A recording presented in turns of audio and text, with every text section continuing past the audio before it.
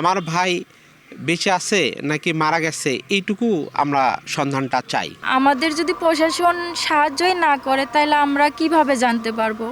গত 4 মাস ধরে ঘুমাতে পারেন না বৃদ্ধা মেরিনা বেগম। জেগে থাকতে থাকতে ক্লান্ত চোখ বুঝে এলেই চোখের সামনে ভেসে ওঠে ছোট ছেলে মনিরুজ্জামান মিলনের মুখটা।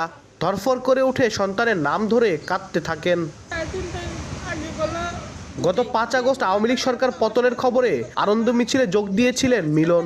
এরপর থেকে সন্ধান মেলেনি তার। বগুড়ার সারিয়াকান্দি উপজেলার ভেলাবাড়ি ইউনিয়নের জোরগাছা গ্রামের বাসিন্দা মিলন স্ত্রী ও 14 মাস বয়সী মেয়েকে নিয়ে থাকতেন সাভার আশুলিয়া থানার বিপরীত পাশে বুড়িবাজার এলাকায়। মা অসুস্থ থাকায় স্ত্রী সন্তানকে গত 28 জুলাই গ্রামের বাড়িতে পাঠিয়ে দেন। স্বজনরা জানান 5 আগস্টের পর আশুলিয়ার সব হাসপাতাল, ক্লিনিক, মর্গ, থানা কোথাও মিলনের খোঁজ পাওয়া যায়নি। তার ভাগ্যে কি ঘটেছে তা নিশ্চিত না হলেও স্বজনের ধারণা পুলিশ গুলি করে হত্যার পর লাশ গুম করে দিয়েছে।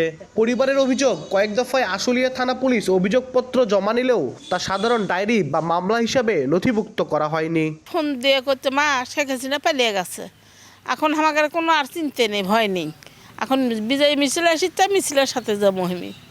তখন আমরা করছি না বাবা যাস না তুই, যাস না তুই। ট্রেনে করতে করতে এক ঘুরি বাদ থেকে আমার ফোন দেয়, আর ফোন ঢোকে না, আর ফোন পাই না।